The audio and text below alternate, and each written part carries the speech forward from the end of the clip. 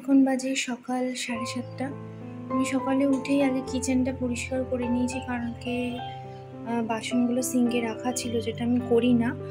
কিন্তু কি আর করব, প্রচণ্ড টায়ার্ড লাগছিল, কালকে স্কুলেও যেতে হয়েছিল, ভিজে গেছিলাম পুরো আসতে গিয়ে।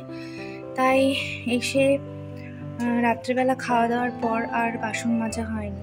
কালকে প্রচণ্ড বৃষ্টি হয়েছিল, ভাবলাম একটু ঠান্ডা ঠান্ডা ওয়েদার হবে বর্ষাকালের মতো, কিন্তু না, সকালবেলা উঠে দেখি আবার যে কে সে গরম। কি আর করা যাবে, কাজ তো করতেই হবে। ভালোই রোদ উঠে গেছে। এখানে হচ্ছে মাঝি সকালে ব্রেকফাস্ট করে শুয়ে আছে মাঝি। আর এই যে ভাই, ও আসলে লুকিয়ে আছে, ও ভেবেছে আমি ওকে দেখতে পাচ্ছি না।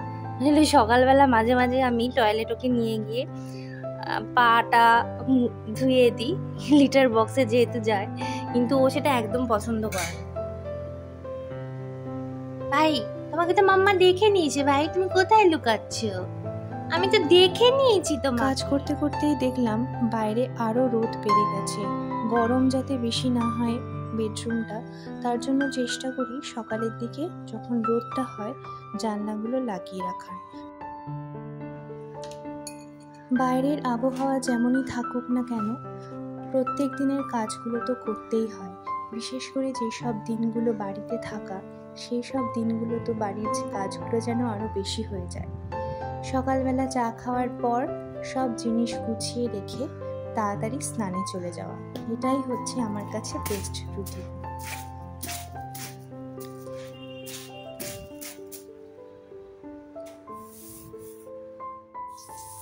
স্নান করে পুজো সেরে চলে যাব রান্নাঘরে, কারণ প্রচুর খিদে পেয়ে গেছে। বানিয়ে নিচ্ছি পাস্তা, ডুরাম হুইট পাস্তা। আজকের পাস্তাটা একটু অন্যরকম, মানে যেটা কোনোদিনও করি না। মেথি ফোড়ন দিয়েছি, তার মধ্যে দিয়ে দিয়েছি আলু কুচোনো, পেঁয়াজ, মাশরুম, কাঁচা লঙ্কা, আর একটু বেবিকর্ন গোল গোল করে কেটে নিয়েছিলাম স্লাইস করে। টমেটো ছিল না আর কি, তো দিইনি। এগুলো দিয়েই আজকে পাস্তা বানাবো।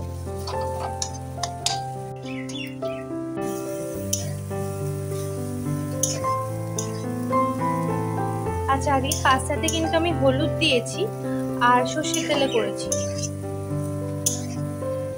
নামানোর সময় একটু গোলমরিচ দিয়ে দেবো, আর ব্যাস, আর কিছু দেবো না। সসও নেই, আর সস দেবো না।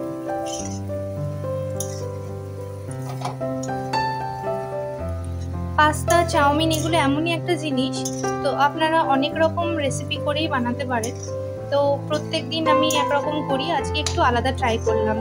আর এক রকম হয় সাউথ ইন্ডিয়ান স্টাইলে, যার মধ্যে দেওয়া হয় কারি পাতা, একটু সর্ষে ফোড়ন, সেটা আজকে আর হয়নি, তো আজকে এটাই করছি।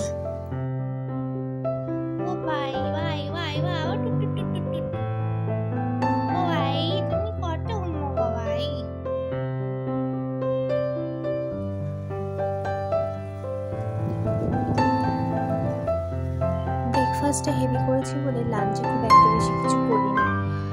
আর এই যে দেখছেন, এদের একটু মাঝে মাঝে আমি ড্রাই ফ্রুটগুলো এরকমভাবে খাওয়াই, যাতে ওরা একটু খুঁজে খুঁজে খাওয়ার অভ্যাসটা রাখে। আর যেহেতু একটাই তরকারি, তাই করে নিয়েছিলাম একটু ঢেঁড়স সেদ্ধ, যেটা আমার খুবই প্রিয় খাবার।